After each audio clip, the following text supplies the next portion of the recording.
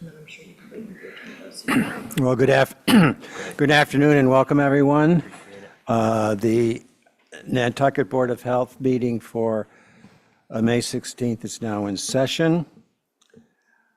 There is one change on the agenda. We will not be discussing the variance for Katie Murtaugh. Just to remind you all that this meeting is being recorded audially and visually.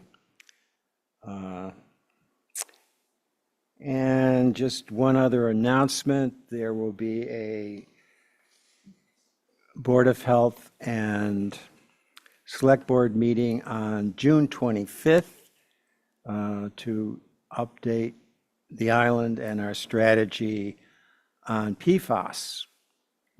I can't remember the time, but it's the 25th of June. Is there any public comment of any issue that is not on the agenda? Is Carrie there? No? Sorry, Carrie is. Right here. Carrie's there. Carrie's. No, just for the record then, since we are partially Zooming, I just need to make sure that everyone can hear us. Present Carrie, are you tuned in? Can you hear me? I can hear you. Terrific. Then I am tuned in. Right, and present we have Ann Smith, Jim Cooper, Meredith Cooper, and Malcolm McNabb. What did I say?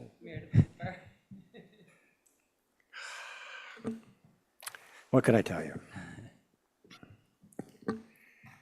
All right. We have a couple items we've delayed a couple times. Yeah, did Because you we want had to go such over? exciting meetings, we never got to them, but let's go with the first one, the update of Summer House Food Establishment. I'm sorry, Mr. Chairman. Would you like to go over approval of minutes first? Or? I would like to, maybe I should just sit down. No, it's dark in here. It's a little. I mean, you know, after 3 days of town meeting, a select board meeting, and, okay.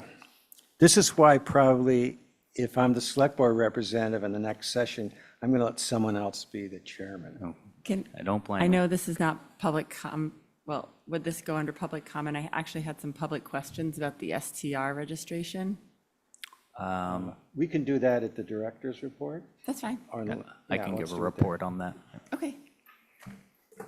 And then any comments we generally have, we'll do at the end. great. All right, minutes, approval of minutes. Any additions, comments? Yeah, I communicated with John that there was an error about my participation in the meeting I wasn't at. So I think those have been corrected. Are they in the present form? Those ones I don't believe were in the packet. Is that correct, Carrie? I'm sorry. Yeah, the last, let me do a quick look, but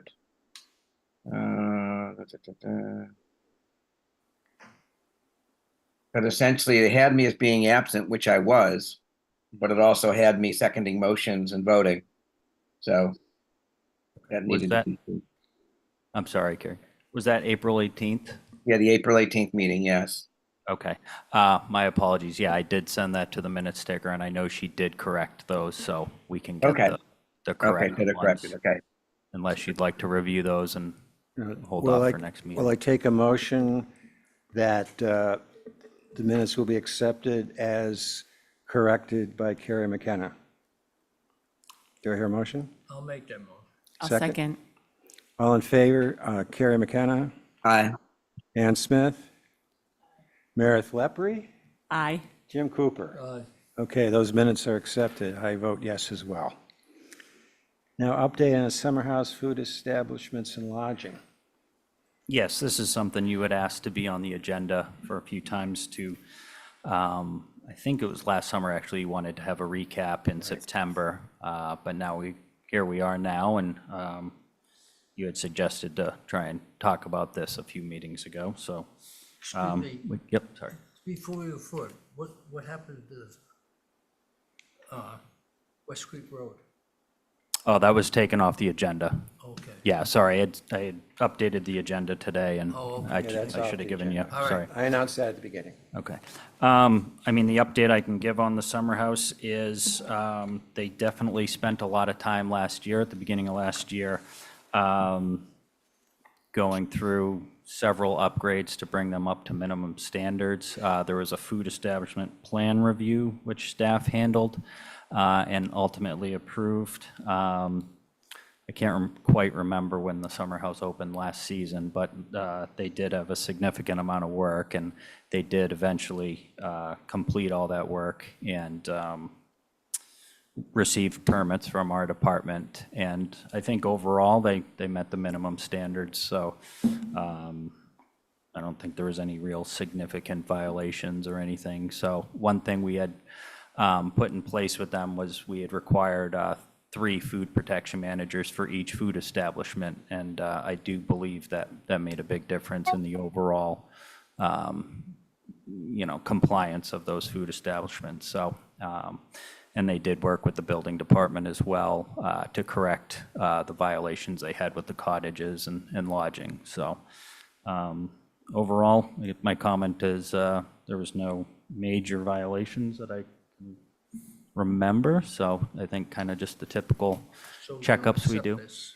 We'll accept this as being done? Yeah, I don't know that you really need to make a motion. It was really just an update on Okay. the No, yeah, overall, we just- if you wanted to comment Because there on were that. so many issues, we just wanted to make sure that everything was corrected and they were going in the right direction. Yeah, my other comment would be, I believe they made pretty significant strides towards coming into compliance last season, so. So, John, are they ready to open for 2024? We haven't received any requests from them yet. I would assume they'll probably be coming through the door pretty soon for. So we really don't know about 2024 yet. Correct, yeah, Okay. yep. We'll have to do an opening inspection for them, same as everyone. The food establishments, the lodging, and the pool. So they don't get a permit until we inspect Okay. and say everything's okay. That So- inspection will include all the stuff in here? Yes, yep, 2 food establishments, pool, about 10 separate lodging rooms and cottages that they have on the property. Okay. So, but, yeah. Okay, So- thank you. I'm glad to hear that, because we had a little bump in the past. Now you have a new food establishment plan review form. Yes, that's correct. We wanted to make updates to the old one that we had. Staff did a lot of research from other towns and kind of gathering information and ideas from other towns on, ways that we could improve, felt we could improve our current application. So, again, I think they spent a lot of time in it, and they'd be, they're ready to have it approved and move forward with it. The board, any questions on the forms? Yeah, Carrie. On item 10, about if they have well water, they got to test. Will they be testing for PFAS too? That's usually not the test that's done. Correct, yeah, that's not required in the food code. It'd be your coliform, nitrates, pH. It'd be a routine well water test is what we always require. Yeah, but the thing is, in Nantucket, so we only have like 2 or 3 restaurants that are on well water, if I remember right. And Millie's would be one of them, and there we know we're getting PFAS readings in Nantucket. I'm not sure what's happening out by any of the others, but would that be something we should add until the town? We are meeting it is a problem. That's why we're having the June 25th meeting. Mr. Chairman, if I could make a comment on that. Please go ahead. Millie's is actually on town water. Yeah. Oh, okay, good. So, you're right. I think we have maybe 3 off the top of my head that I can think of. One at Surfside and 1 on Somerset Road. Off the top of my head, that's what I can think of, so. Okay. Well, again, suggesting that, if given the wider spread of PFAS water, is it, do we want to add that, or would you want to consider adding that as one of the tests that are done? Comments from the rest of the board?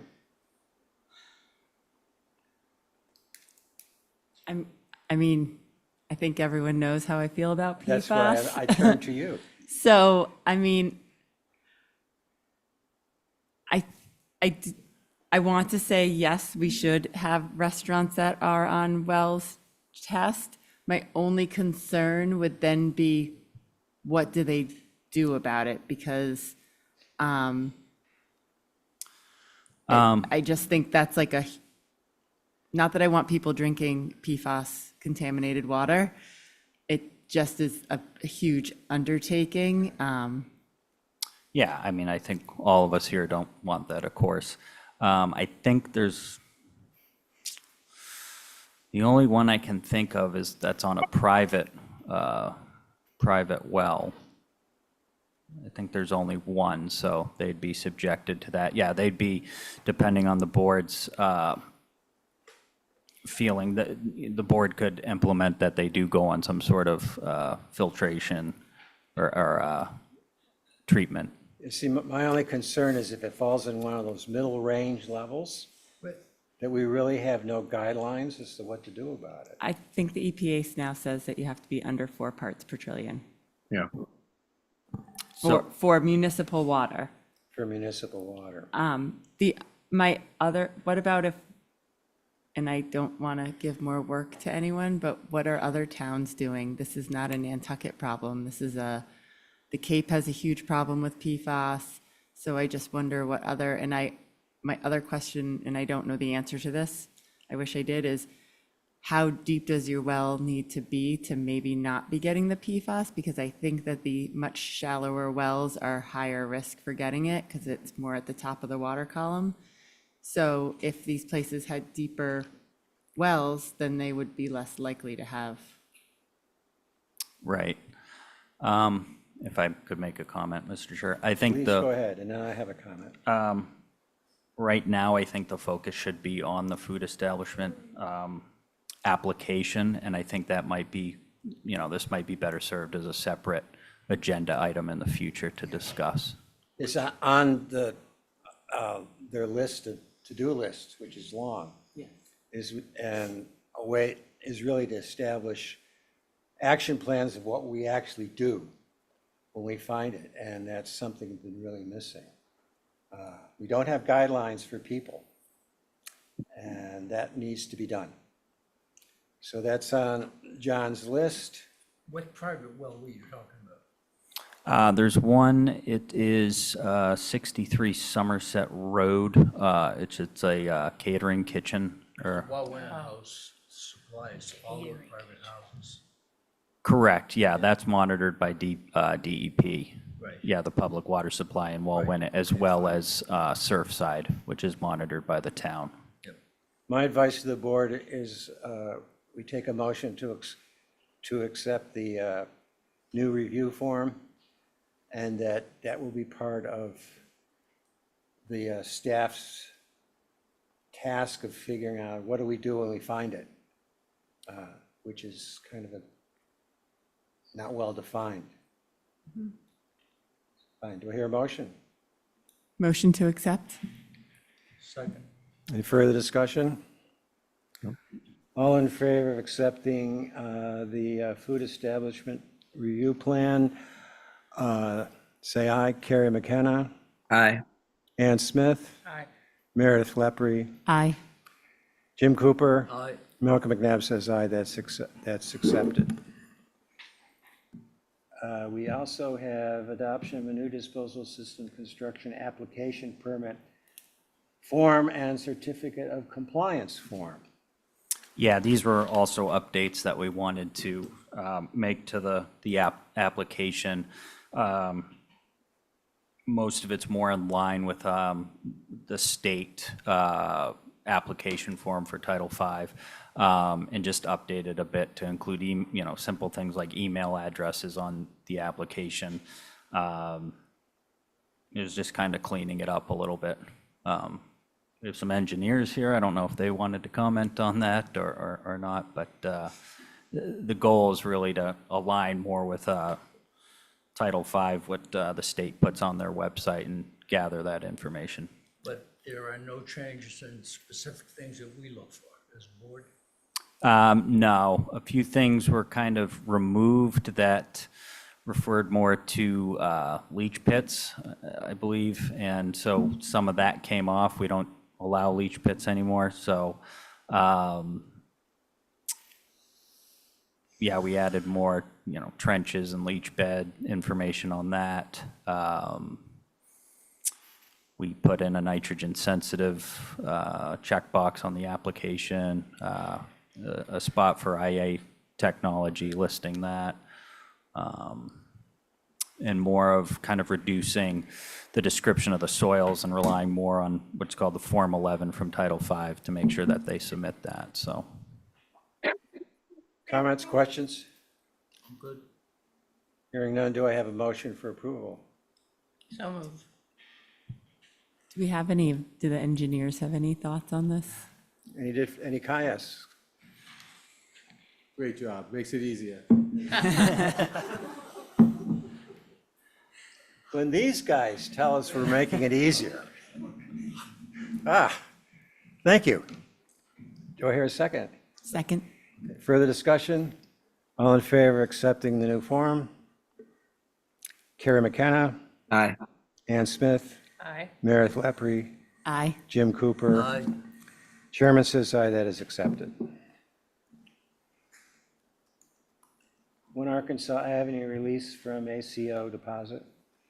Yeah, this dates back, I think you will remember, Mr. Chair, the ACOs that were done out in Nantucket back, I think 2014-ish. And the property owners were required to make a deposit at that time. And so these folks are looking to get their deposit back. So I don't blame them. I do, if you need any clarification, Heather Nardoni's here, Tamika Gary, who are more familiar with Any questions stuff. from the board? Yeah. Are they planning to install a new IA system? Yes, that's what the money would go Money to. for, that's what seemed the letter said, it seemed. Okay. So it makes sense they should have the money. Okay, do I hear a motion to release the deposit? Make a motion to release deposit for 1 Arkansas Avenue. Yes. Second? Second? Further discussion? Ann Smith? I'm sorry, I changed the order. Carrie McKenna? Aye. Ann Smith? Aye. Meredith Lepre? Aye. Jim Cooper? Aye. And I vote to release the deposit as well. Septic loan request for connection to sewer, 48 Hummet Pond Road. The staff has no objections to this as your standard septic to sewer connection. I didn't know we did that. I thought we just did loans for replacing septic systems. We do them to connect to the sewer? Yeah, in the past, the board's approved a lot of septic to sewer scenarios. Looks like Carrie has his hand up. Non-resident, so is that a 50% max? If that's how the board feels, I know that has been the policy. I thought that we adjusted the policy about that if you were non-resident, it was a maximum of 50% funding of the total. I don't, my notes in front of me, but That is correct. I know the board had voted that to be a policy. yes. So we the motion would be then to approve 50% funding of the loan, 50% of the loan be funded. That's our policy. I'm not quite sure what this is, because it says septic loan request for connection to sewer. So they are going over to the sewer. They want to be connected to the sewer. They will no longer be using their septic Correct, system. correct, So yeah. what are we loaning? There's planned design construction for the hookup to the sewer system, abandon the old But septic. that is probably a fairly, not a very high ticket Relative to the installation of a septic system, right? Correct. I mean, Okay. for as much knowledge as I have on the, with all these, yes, it's much cheaper, but it's not, I don't want to say it's cheap. It's It not certainly is a inexpensive. cost. Oh, really? I would say it's, Oh, really? Yeah, it's, Wow. it's a lot of dollars. yeah, it's. Okay. got Okay. it, Got Sorry. it. So we loaning money just for sewer connection or do the physical work to get rid of the septic system and do the whole thing all over? It's yeah, that's what's included typically with all these is the right. permitting, the design, the construction work, abandonment of the old system. Okay. Okay. Yeah, Do well, we they- have a motion as stated by Carrie I'll make a motion to approve. at the 50%? Yeah. Second? Second motion. All in favor? Carrie McKenna, Aye. Ann Smith, Aye. Mary Flappy, Aye. Jim Cooper. Aye. Chairman says aye, that is also carried unanimously. We have 108 Surfside Betterment Loan Release. Lean. Yes, this has come in front of the board several times. And to be honest, I think it'd be better for Tamika or Heather to explain this Yeah, this it's- one a little better. You could also bigger print. Oh, okay. Thank you. Tamika Gary. The reason why we're asking for a retraction from the last meeting to release the lien is after going to the tax office, it has come to our knowledge that the lien hasn't even been against this property. So he advised me to come back to the board and ask for a retraction on that letter from last month, and then go back to the original agreement of the lien of the property. So basically retract the letter for the lien release. Any questions? Yeah, so but this action is just to retract the letter and then they'll start the process properly next month or whenever they get organized, it sounds like. Go back to the original agreement of the lien against the property. I'm sorry, I'm confused. Okay, so this is how it happened. We came to you all, we asked for money for the property to then she retracted saying that she did not want this right. because she needed it to get another loan approval. Then she came back to the board and asked for the money for the septic, for the septic loan. And in order to do that, we thought we had to get the lien released from the original agreement. But when I went to the tax office, they said they haven't even established the lien against the property. So to come back to you and ask us to retract that letter from April's meeting and act like we just started the process from the very beginning. Thank you very much, Tamika. No problem. I think we should have a lawyer on this. board. Okay, do I have a motion? Yes. We're- Move to retract that original letter. Yes. Second. Further discussion? All in favor? Carrie McKenna, Aye. Ann Smith, Yeah. Meredith Lepre, Aye. Jim Cooper. Yes. That, and I vote aye as well, that is unanimous. Live condemnation of 25 Marble Way. Yeah, it's 2.5 Marble Way. I'll try and make the font as big as I can next time. You know what, I should just, this has not been a good day. I No, should you're just doing, resign. no, come on. It is small font. It's tough in the Wait till you spotlight. get to the next one. This had been condemned, I apologize, I don't know, I think back in January. But the inspectors went back out on April 29th and saw that smoke detectors were installed, everything had been cleaned up, and that everything was in compliance. So we recommend that the condemnation be lifted. Questions, comments? We hear a motion? Motion to lift the condemnation of 2.5 Marble Way. Second. Second the Further motion. discussion? Carrie McKenna, Aye. Ann Smith, Aye. Meredith Lepre, Aye. Jim Cooper? Yes. Chairman votes aye. It is unanimously carried. Nantucket Island Surf School variances from 105 CMR 430.000, 160B, 161A, 209, 300, 360, 370, 375, 378, 379, 450, and 475. 457. That was good, though. That was good. Thank you. Okay. Comments?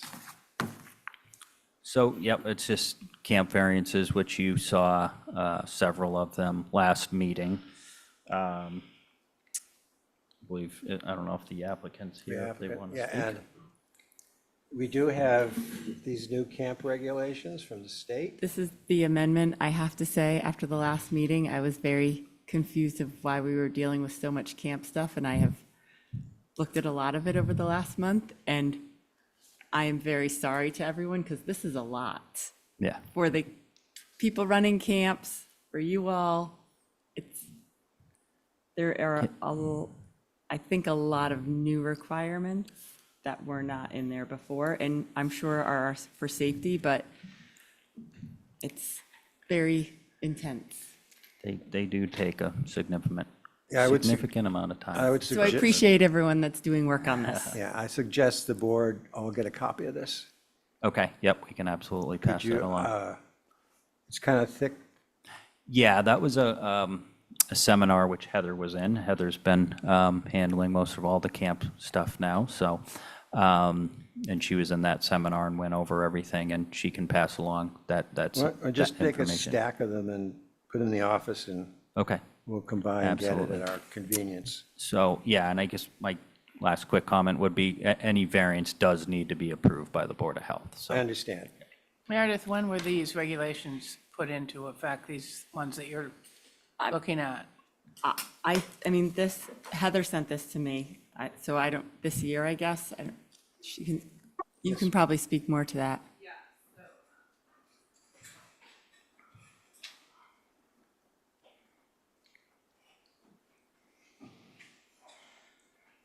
John, the camp, oh, I'm Heather Nardoni, I'm a health inspector. The camp amendments were in 2018, right? Or was it 2022? The most recent ones were from March 1st of this year? Oh, really? Okay. Yeah, yeah. So super recent. yeah. So I attended a seminar with the state, and that's where that packet came from. It went over all the regulations that we have in place, and then the amendments as well that are in red. But they are a lot and extensive. A lot of them have been in place for a while, but we've just been cracking down on camps and enforcement. So that's where that came from. I sent it to Mary because Mary is a health care consultant for a lot of these camps. And I didn't know either with open meeting if I can send it to everybody. Can I do it like individually? I just don't know. You can submit You can information send- along. You can send it to us all, we just can't respond to it. Okay, all right, sounds good. Just say for information. Okay. And then, do you guys have any questions? Do you have any questions about what you read or? Well, I haven't read it yet. I do as a healthcare consultant. I don't from the Board of Health aspect. I have some questions to ask you guys after the meeting. Okay, sounds good. So, I mean, I think that we all need to get on the same page, and then once we're there, I don't know if we need a special meeting or what, but I do think that we need to be careful with ADA violations of the Americans with Disabilities Act, and just looking at federal law as well. I just graduated from a program in law, so my brain just goes to that.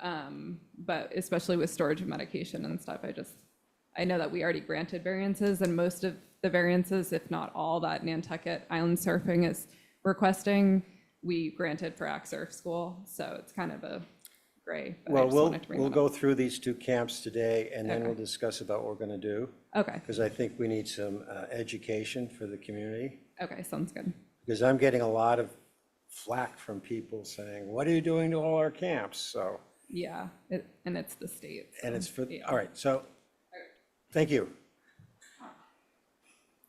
Maybe, sorry, Meredith, I did notice that you are. Yeah, I the have to medical- recuse myself from this one because I am the healthcare consultant. Okay, very good. I mean, Hi, I'm Gary Koner. I'm the owner of Nantucket Island Surf School. I've been operating at Cisco Beach since 1999. I apologize to the board for not being here at the previous meeting. I misunderstood the situation. I was under the impression that most of what I do is private, 1-hour surf lessons. So obviously during the last meeting, that came up as something that would be also included in camps. Because as it is very similar to what ACSURF school does. So,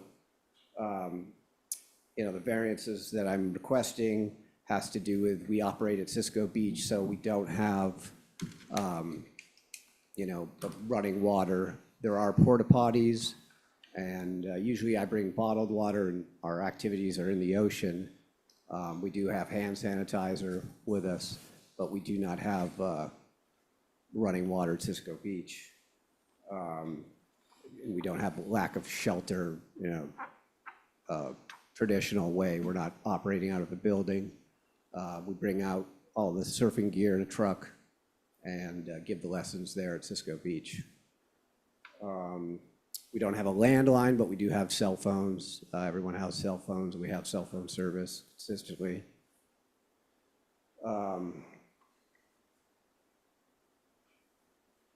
And lack of medical facility. Most of our lessons, as I said, are just 1-hour lessons. I'm a certified lifeguard. Another one of my instructors is a certified lifeguard. Cisco Beach is a lifeguarded beach. In the past, any sort of situations, we're within 5-10 minutes of EMS. Fortunately, we haven't really had any, in 25 years of doing it, we really haven't had any serious situations. Because of the short time of the lessons, I really haven't in the past had to deal with medicine. Most people, we do adults as well, it's all ages, but usually if it is a child, their parent is there at the beach watching them take the surf lesson. So, but I mean, certainly we can like lock up any medication in the truck if we came into that situation. I think that is a short explanation of there's a special needs accommodation. I mean, we have worked in the past with some special needs groups that I've done with like, I think it's Tullywood or something. We've done lessons for. Oh, yes. But, that's a special thing. And obviously in those certain circumstances, we would be, it's not a regular thing. And we are like doing that kind of as a special event for them. Generally surfing obviously requires a fair amount of physical capabilities. So it's not something we typically come into contact with. But Hollywood usually comes with a lot of caregivers. Yeah, they have their caregivers, and we would like, in the situation, we had some people that were like quadriplegic that we just would put on a surfboard and kind of go out with like 3 instructors and kind of let them ride waves on their stomach. Obviously, they're not trying to stand up, but just to get that experience. And we have worked with like Autism Speaks and a varying degree of kids that have some disabilities. But generally speaking, the general public, because of the activity, is usually, pretty physically fit. I compliment you on working with those people. Thank you. Any questions from the board? I guess it's what's bothering me is not the surf school. It's that the land bank and Cisco issue rises again. Not providing, we had this with the vendor trucks about their refusal to provide bathrooms, bathroom trailer, and this is another instance of maybe that might be a short-sighted decision if they're allowing people to use the lands and stuff to put some extra money into providing the toilet situation. But that's not on the surf school. Right. Other comments, questions? Jim? Ann? Actually, I do have one more. Say to you, the whole thing with camp, 5 or more children, is 5 or more children having to do it one time, or if they're working with 1 or 2 students at a time over a period of time? And is it a cumulative total or an all at once total in the camp regulations? And I wasn't. So, sorry, yeah, one thing we did clear up with Kerry McKenna back in March was that it was cumulative. So if there was 5 one-hour lessons in a day, it Okay. would meet the definition of a camp. That was new for staff, so. Okay, great, thank you. It says right here, day camp means a program which operates on a site for more than 2 hours, but less than 24 hours a day, at least 14 consecutive days, and yeah. Okay. Okay, thank you. All right, pleasure of the board. I mean, hearing none, my pleasure would be, as we've done before, is to grant these variances, but for a limited time. And at some point, we need to sit down with the staff and the camp directors and probably our town lawyer and work our way through this. So we're not just doing continuing variances, although we may legally actually have to do that. But we'll see. That's my pleasure. That's what I would like to see. I think what was the time limit we did last time? The board wanted to come back, I think, in September. Well, the camps are still running then. Majority, I would say, are done because the school started by Yeah, that so in time. September, we could sit down with our lawyer, the camp directors, the staff. We should have a new health director by that time. We'll see, yeah. Technically, a camp, they go through September, so October would really Yeah, be probably the October end. would be Yeah. better. I think we wanted to leave enough time that we could get this all sorted out before it came around again. Right, yeah. And so whatever month that would be is probably when we ought to start. Maybe October, Right, yep. Early October. Yep, yeah. yep. And, okay. So if that's the way the board is going, so we don't have to do 6 or 7 or 8 different motions. Can I have, let's see, we can make a motion to approve the variances as listed in the meeting posting for Nantucket Island Surf School.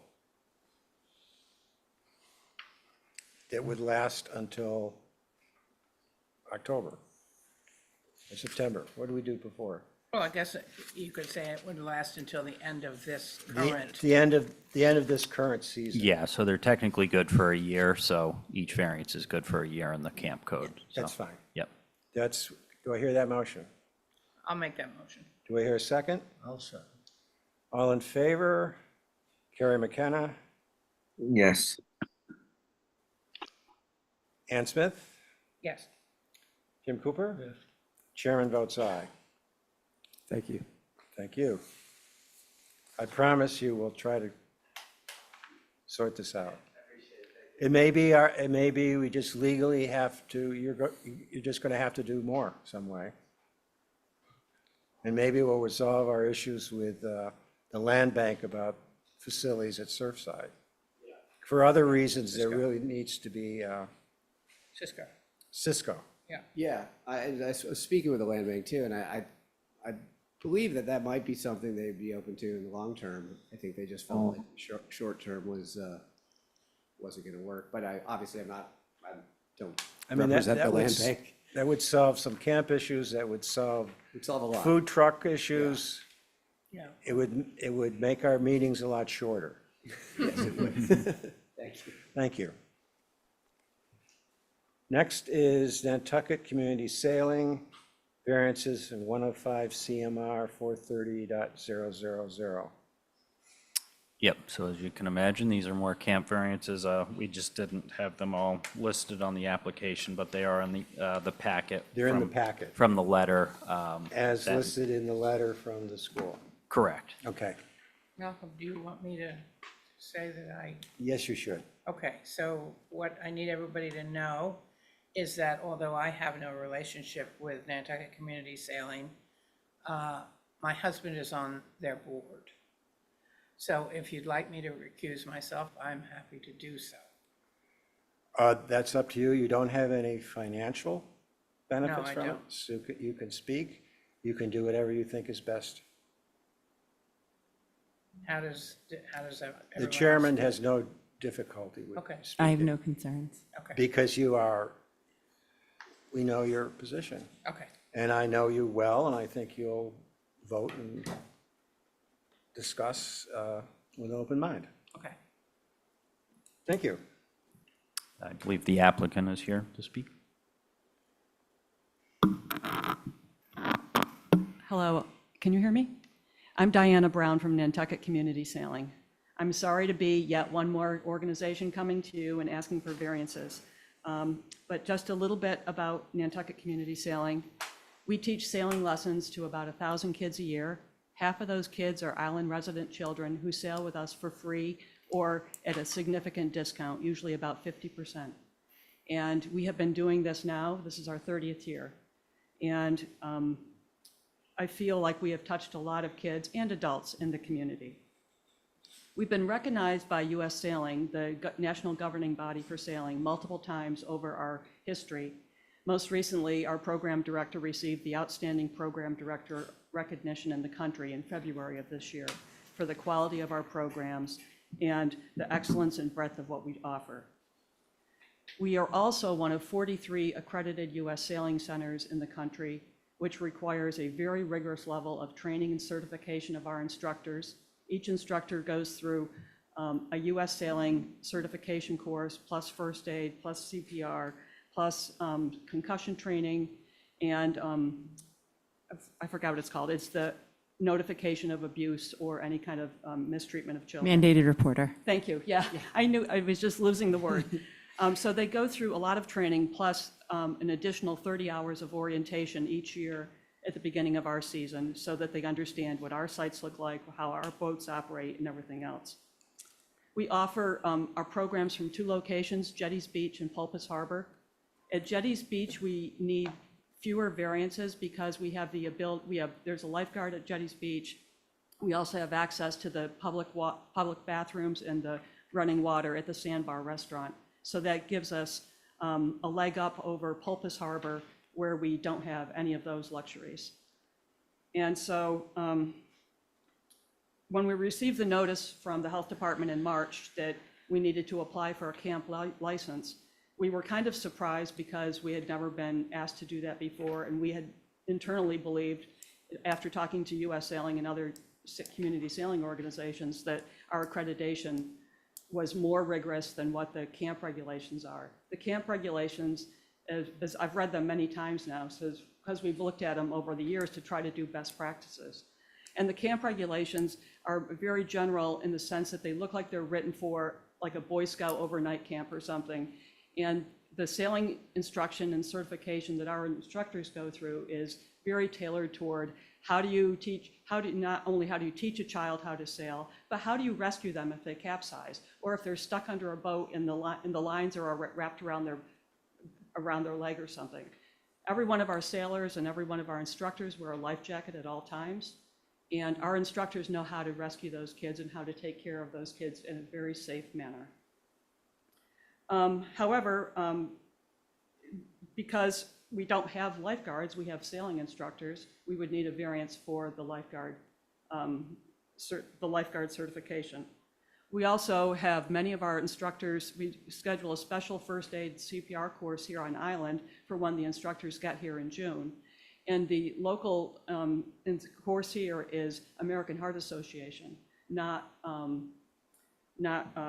American Red Cross. And so we would need a variance on the first aid and CPR. I believe that the American Heart Association would be equivalent and high caliber, and it's also approved by the US Coast Guard. But in summary, in my list of variances that we've requested, we would need the variance for an infirmary at Pulpus Harbor because we have a tiny little shack there with barely room to store our life jackets and our radios and our safety equipment. We would need the variance for running water. We bring water to the site. We've got extra water for kids. We encourage everyone to bring their own water with them, but we always have extra for everybody. We don't have a landline at Pulpus Harbor, but we do have cell phones, and more importantly, we also have VHF radios on every boat, on every coach boat, so that we can always radio the harbor master or the Coast Guard if there's a problem. I mentioned first aid CPR. I mentioned lifeguards. And the last one is on the application to become a camp, I'd ask if you are a bathing beach. Well, we operate off of Jetties Beach and we operate off of Pulpus Harbor, which is a beach, but all of our meaning we operate like we take the kids from meeting their parents to getting on a boat from the beach. However, all of our programs are out on the water. And if we are operating on a bathing beach, then the town needs to test the water.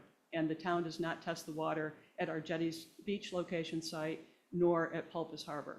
So I don't know if that's a variance we're asking for, or if the town needs to test the water, but that is something that I thought I should bring up as well. Thank you. Questions from the board? Why don't we test the water at Jetties Beach? We do. I can comment on the bathing beach scenario. Actually, it's not required for watercraft, which sailing is considered watercraft, so they don't need a variance. But we do test the water at jetties, and where they have their sailing lessons, they're within 500 meters. I would say they're within 500 meters of where we test the water, which is the standard for bathing beaches. Are there comments? I have another question. Go right ahead. Thank you. About the lifeguard, because I think that is something that the state, you do have to have a lifeguard, even though I agree it's sailing and the sailing instruction is more tailored and they will be able to rescue children. But I think that was something that the state requires, but it's one lifeguard for 25 kids. Correct. Right? And you need 2 if you have more than 25 kids on the water at one time. Correct, yes. But these kids may have sailed so far from where the lifeguard would be stationed that he or she wouldn't be able to get to them. So it really makes very little sense. I agree. I think this is something that's going to have to be really settled, under the McNabb plan in the fall, using council and, all of our best thinking on how to get around this. But that's just my thought. I've, had my kids teach sailing and take sailing and everything, and there's no way somebody stationed at this desk can get to somebody that's gone No. a mile away. And it's pointed out the instructors are trained Right. in rescuing people from sailboats. I'm not saying that this makes sense. I know. I think that what the state is saying is that you have to have a lifeguard, even though the lifeguard is not likely going to be the one to save a child if they fall over from a sailboat and it's going to be their sailing instructor. Am I wrong? I mean, you guys know. That's the John, info I did receive from the state, is yeah, that which, there has to be a lifeguard, even though the lifeguard's going to be sitting on the beach. or I one of think the I'd apply counselors. for that job. That, go for it. Carrie is. Right, we shouldn't try to work around it. I don't think this is one of the few things that the state will not allow a variance Right. on. Right. Yeah, I believe that is, I'm sorry. Yeah. If I may. Please. According to the CMR 430-800, the Board of Health may vary the application of any provisions of the CMR 430 with respect to any particular case. And then it gives, within your opinion, the enforcement would do manifest injustice. The applicant has proved the same degree of protection required under the CMR. without strict application of the particular provisions, which is what I think we are requesting. Or when insurance is utilized, the applicant has provided written confirmation from the insurance carrier. And we work with our insurance carrier, which specializes in sailing organizations. And they have a whole risk strategy, a policy that we follow. I'm saying, because I think this came up for another sailing camp, that they had to have a lifeguard. Am I Yes, it did. correct? So, Yes. and that the state, Heather, you emailed me about this. You Please, can- Heather. I'm not trying, and I'm all for camps. I'm saying I think that we weren't allowed to do a variance because for whatever, Heather knows better, they won't do it. They want a lifeguard. Yeah, even though so- it doesn't make sense. I'm in agreement with everyone. But so when I reached out to the state, they said that a few years ago, there was a variance for Manchester, but they ended up rescinding it and saying they needed a lifeguard. So that wasn't precedent. And that's what Great Harbor was using. And Carrie said to me, no matter what, they have to have a lifeguard. So I just relayed that information to Mary regarding Great Harbor Yacht Club. So if that's what the standard is, that's my understanding. And John, is there ever a way that a regulation in these regulations can be appealed? Appealed, yeah, I mean, you can appeal a regulation. I'm sure it's at the end of this I'm not quite as familiar with the appeal process of any decision that a Board of Health makes in the appeal process. But yeah, typically an appeal goes to a court, Goes to a court. Now. yeah. And my thought about it was that, yeah, I mean, if you have to be certified, can one of the staff who's out on the water be certified as a lifeguard? I mean, does a lifeguard have to be standing on a beach, or can a person be certified as a lifeguard and be out on the water in their instructor capacity? It says one of the counselors, so in training, needs to be a lifeguard when there's 25 or more watercraft participant or campers in the water. Right, but does a lifeguard have to be on the beach? Can they be out with the students?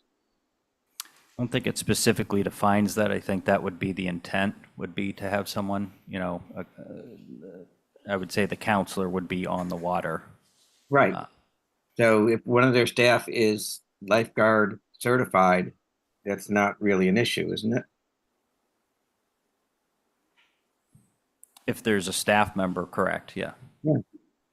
I mean, I think that's a relatively simple workaround to something that could become complex if we try to appeal it. Go ahead. So since the water testing meets because the jetty, I mean, I guess how close does the lifeguard need to be? Like if there's a lifeguard at a beach not that far from there, would that count? I mean, because I'm not trying to make it, you guys have a wonderful program. I'm not trying to make it difficult. I just know that they said a lifeguard. So, I mean, it sounds like there just has to be the aquatics director, they want to be a lifeguard. So then there would, because you don't need one at jetties, you just need one at Pulpus, correct? A lifeguard's required of the camp. But how close do the lifeguards need to be? And maybe out in the water. I mean, it doesn't say, so I'm just wondering, are there other lifeguards No. on the island anywhere nearby? Near I don't, Paupus? I don't think there's anything Not near anywhere Paupus. near Paupus. There are no public beaches up there or anything like that. But I think Carrie's idea is a good one. Get somebody trained, send somebody to lifeguard school, and become a certified lifeguard, so that one of the sailing instructors, senior instructors or whatever, is not only CPR certified and every other kind of certified, but they are an official lifeguard. I wonder if think that we- would pass muster. If I may, Please, go right ahead. If they're a lifeguard, I think we could do That's what that they if we need. had sufficient time. Yeah, Yeah, I mean, yeah. so my understanding is this is a requirement we can't give a variance on. Correct. Correct. That's what the state told Heather. That's So what the I state had told- gotten an email about it. You got the same, so, Have we asked? Because we gave a variance to the Great Harbor Yacht Club, and then the state said you can't give a variance for the lifeguard, even though the training is, you might say, much more appropriate for right. sailing. They're sticking to their guns and said you can't give a variance for, correct? Okay, so I think we have an option for you. Is to train one of your senior, or one of your staff as a lifeguard. Comment? My concern is that we're running out of time. Yeah, that's my concern too, but if the information we have is correct, that we can't give a variance to that, we have no choice. No. I still don't understand on what grounds we're going that we can't give a variance. That we can't what? Give a variance. I mean, we But what have, did the state say? Did we specifically ask about this situation? please, Thank you, Mr. Chairman. I'm really reluctant to butt in. Sorry, can you My say name your is name? Rick Bodett. I haven't been hired by anybody here. Good. I'm just listening to this application, and the fact is, if there's a variance procedure, that if it isn't disqualified specifically in your regulations that you can't give a variance, then you can. And it almost doesn't really matter what, when you say the state says, the state is the one that put in these regulations that you all have to follow. So unless there's something in the regulations that says you can't give a variance on a lifeguard request, then you can. So if someone can point to it in the actual regulations, then I think that's probably absolutely true. But unless there's something specifically in the regulations that says you can't give a variance, then you probably can. I think you can, absolutely. And, this is, a variance again, is, I don't mean to argue with staff. no, but it's a variance is a variance. Well- A variance is a variance, and this is an important entity that you apparently give a variance for just for 1 year. I think it's unreasonable to ask them to train a lifeguard when the season is a week away. That's all. Again, I apologize for butting in. This is really none So- of my business, but I appreciate your comment. There was a decision that was in the Great Harbor Yacht Clubs about Manchester where they said that they got a variance granted for a U.S. sailing certification in lieu of a lifeguard certification, and it was rescinded years ago.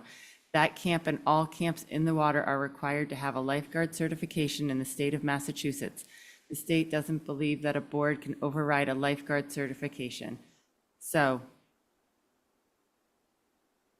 That's it. that was what was told to other applicants.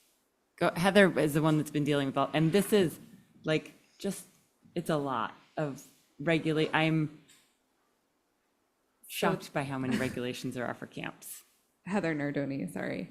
So the state says that in order to grant a variance, the camp has to be providing something better or equal to what's already there.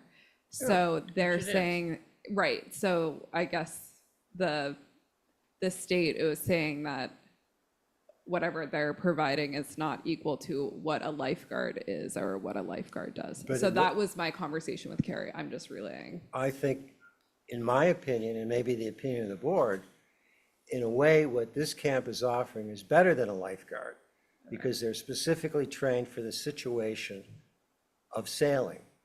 And a lifeguard is not going to have the same training. So I'm comfortable giving a variance. I'm comfortable giving a variance.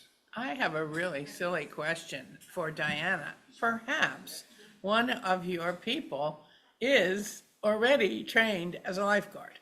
At some point, maybe they got it when they were in high school or something like that. And could you sort of take a little survey and see? As a matter of fact, Anne, we did. Oh. And we have 3 instructors who are certified as lifeguards, but that certification may have been while they were in high school and they're now in college, and so maybe it's lapsed, but we do have We'll that. get them to redo it real quick. You can redo a license usually pretty quickly. You know, I don't know what's involved with that, so we could ask. in something this important, how hard can it be to train somebody as a lifeguard, and then we don't have to do this? If the state says you should have a lifeguard, you have to have a lifeguard. Well, the way you read that, it states that there's an equivalent or better. And in my opinion, it's equivalent and better. I mean, and I don't know the answer to this, so I guess I'm asking, we grant these variances and they go about the summer and then,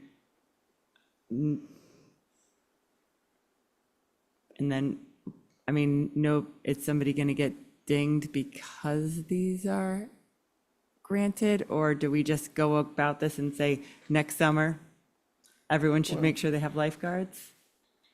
This is something we'll work out Yeah. over the period of time. But as you read it, it says we can grant a variance if it's equivalent or better.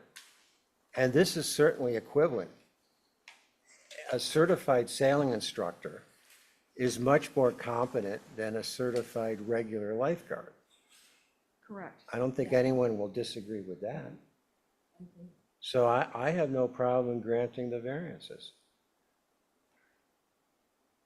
And then obviously, since a lot of this needs to work out, these are the things that we have to get settled before next year.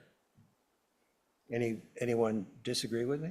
All I'm saying is, God forbid something should happen, how can you prove that the person who's not a lifeguard was equal or better? By the certification of being a sailing instructor. Well, if he was better, why wouldn't he be a lifeguard? It's just the bureaucracy of certifications. I think it's a sailing, I mean, you can speak Our instructors better. are taught to rescue somebody who's in the water from when they're in a boat right next to them, or they may be in the same boat with the person. Right, and a normal certified lifeguard is not trained that way. I was a lifeguard at one point, and We'll hire you. no, I want to sit on the beach and read my book. But that was, God, 60 years ago, so.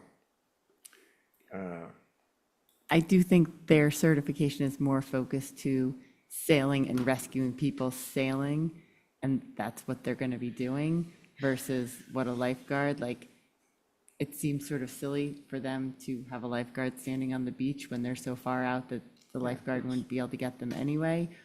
Or, I mean, it would be nice if their instructors were lifeguard certified, but I think what they have does seem like it is equivalent It's or equivalent or better. better.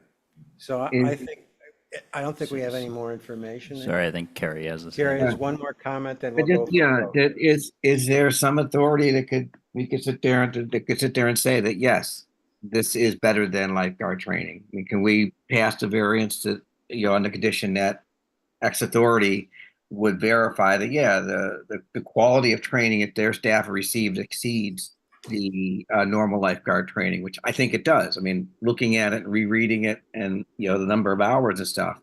But, we're guessing, we think it is. Is there some authority that could say, yes, it is better? Go ahead, Diane. US Sailing would be happy to state that for us. And I If- believe that was already in the letter that they sent you, John, but I can ask them specifically to state that. Send it again, but I know we have that. All right, so I think we've circled around enough. Well, I think the important thing that we can do very quickly, and I tried to do it, but it didn't come up right up, is how long is the certification? In other words, if you're now in college and you were certified in high school, is your certification still in effect?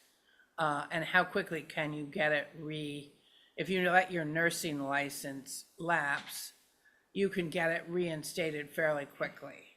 I don't know about this, but I think if you could find out about that, that would certainly solve the problem until we can really get to the bottom of it. Right. Yes, Dana, if you could just check that out for us and let us know, let John know, or send a note to me. Okay.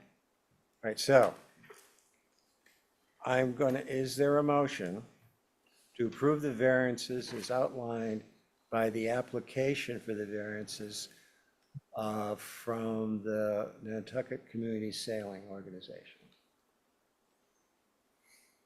Do we add that, just with the, referring to the sailing organization letter that verifies that the instruction is better than lifeguard?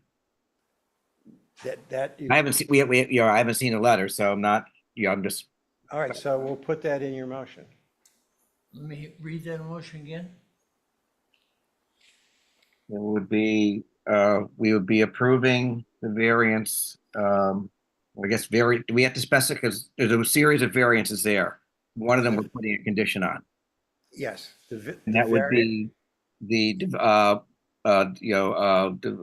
getting a letter from the sailing organization that verifies that the training they provide exceeds the training a lifeguard receives. Right.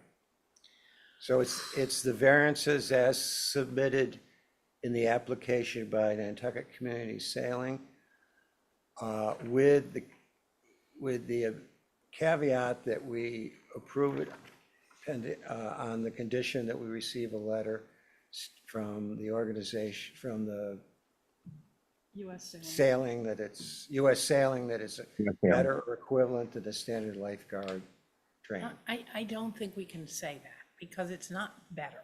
It's better for the purpose. Better for the It's purpose. better for what these guys are doing. Well, that's It's what- not better. I- It doesn't make a lifeguard seem inferior.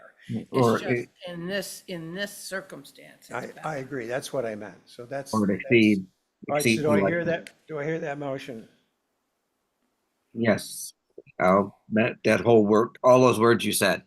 Do we need a date that it expires, the variance? Well, we need like to, we did the or other? do we need? At the end of the season, as with other camps. Yeah. Okay, Second. any further discussion? All those in favor, Carrie McKenna, Yes, Ann Smith, Yes. Jim Cooper, No, Meredith Lepre, Yes. carries 4-1.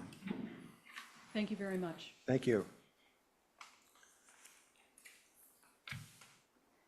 25 Bank Street, variance from septic upgrade on addition of enclosed square footage.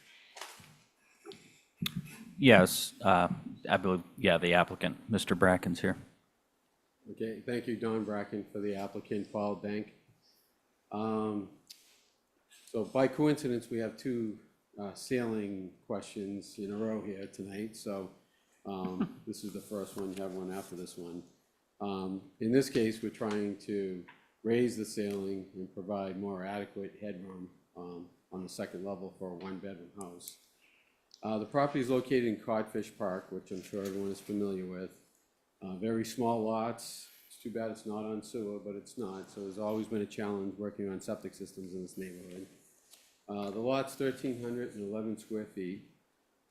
As I said, it only has a one bedroom and one bedroom flow.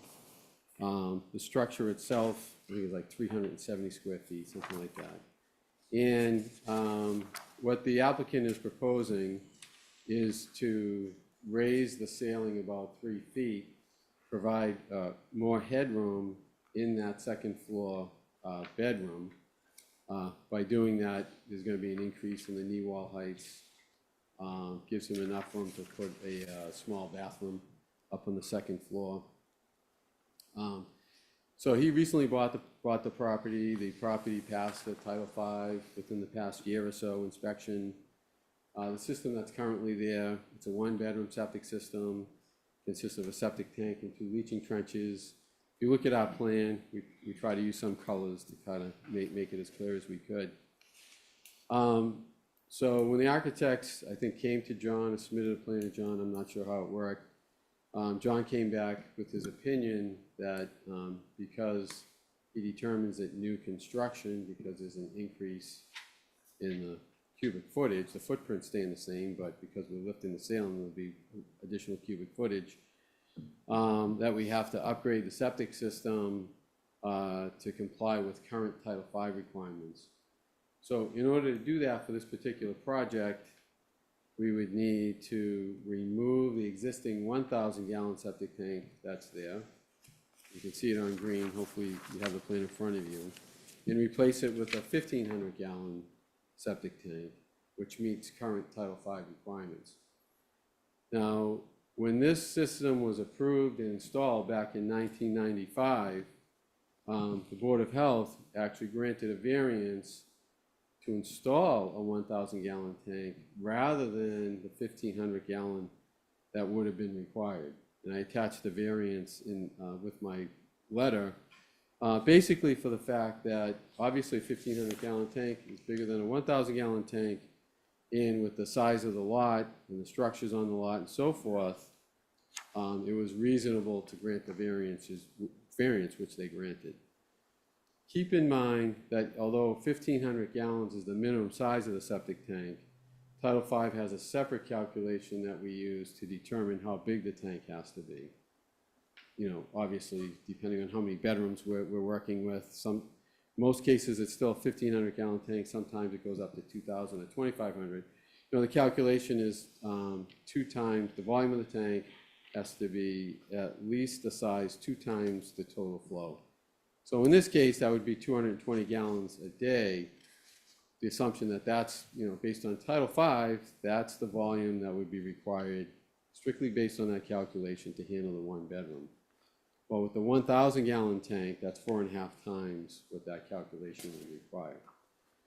So the applicant, we feel that the 1,000 gallon tank is obviously more than adequate to sufficiently treat per Title V the 1 bedroom use. Keep in mind, it's already been there since 1995. There haven't been any problems, and it just recently passed the Title V inspection. You know, so for the sake of increasing the ceiling height, we feel that it's an appropriate request for this board to allow the dormer addition and the raising of the height of the ceiling and keep the 1,000 gallon tank that's there. And again, it's a unique situation. Here we have a situation where there's already a variance on record for that 1,000 gallon tank. And we did, originally we took the step that, okay, so if we need to put in a 1,500 gallon tank, we will. So we came up with a design, and then when we were done with the design, kind of like, well, this is kind of silly given what has to be done to put in the 1,500 gallon tank, removing the deck, shoring to install it. There's all sorts of complications. It's not a very easy change. And what would, you know, we asked, well, what would be the benefit of that? You know, they're really, from an environmental standpoint, groundwater protection and so forth, we don't feel that there's any benefit to replace that tank. And it would be an extreme hardship, I think, to the owner, cost-wise and disturbance-wise, to have to replace that. And so we're really not asking for a new variance. I think I didn't specifically ask for the variance. You know, we're asking, I guess, for a determination that the existing tank can stay. And I think the reason we can, or should be able to get that determination, is by the fact that there's already a variance on record. And so I'm hoping, or we're here to ask if we could get a vote to maintain the existing variance to keep the 1,000 gallon tank for the proposed changes. So I also included the architectural plans, and I try to make it as clear as I could on what was being proposed. And it's pretty clear when you look at the elevation views where we're raising the ceiling and, again, not changing the main footprint of the structure. Thank you very much. John, comment? Yeah, so I mean, I guess there's a variance. The variance would be local definitions, chapter 223 for new construction, which we've always interpreted as addition of enclosed square footage, or that's what's written. And we've always interpreted that as upgrading a system based on that definition. This one is a little bit different, that it is one bedroom and it's raising dormers. It's not technically creating another room. 1,000-gallon tank is big enough for one bedroom, it's plenty. I would say that the premise probably for granting the variance back in 1995 was that it's on town water there, so it certainly does help in that area. Again, the addition of enclosed square footage has always been the department's way of trying to get people to upgrade their systems that were substandard, that didn't meet current Title V standards. So, Okay. Comments from the board that have a comment? Anyone? Yeah, Carrie, just reaffirming that the current system was tested last year and meets current Title V standards in terms of nitrogen loading and all that. it does not meet current standards. It did pass a Title V, so structurally and function-wise, it's functioning correctly. It just doesn't meet current Title V standards post 1995. And Although, yeah, the variance was granted after the most recent Title V was amended, actually.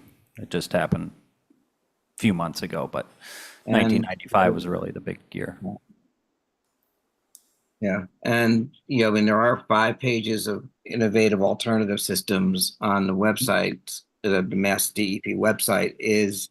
Are there any other adaptations that could be made to the existing so that would put it into compliance with current Title V without ripping everything up, but by adding an additive type system to the existing rather than ripping out? Has that been explored? I'll let Mr. Bracken comment. Yeah, on there's that. absolutely no space to add anything to this, and again, this is not in a nitrogen-sensitive area. It has town water, it's not in any watersheds. So we haven't looked at it, but obviously, if we were forced to put an IA in, I don't think anyone in this whole area has ever put an IA in because they haven't had to, then that would completely change the picture. But one other footnote I would like to add, just so everyone has an understanding, when Title V changed in 95, and it went from a minimum 1,000-gallon tank to a 1,500-gallon tank. At the same time, they also had a regulation in there that all septic systems had to be designed for 3 bedrooms. So, I don't think, a lot of Title V didn't anticipate what we see here on Nantucket quite a bit. So I don't think it anticipated when they wrote the 1,500-gallon tank minimum that people would be building 1-bedroom houses. So just as a footnote. Any other comments from the board?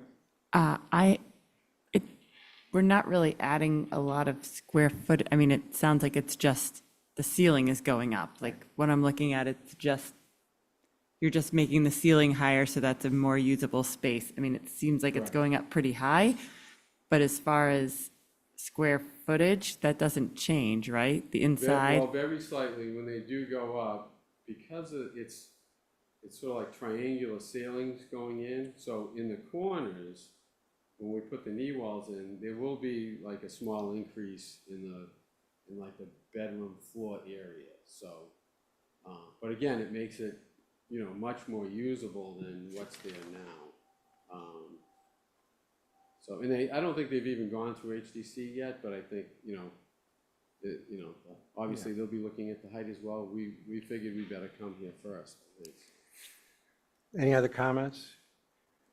I mean, it's one, love to hear what you you're not adding bedrooms, the system's working, and it's not a great location to be doing a lot of fancy work. That's correct, too. Disturbance in the neighborhood as well. Yeah. Yeah, so I have no objection to a variance, or are we reaffirming the variance that exists?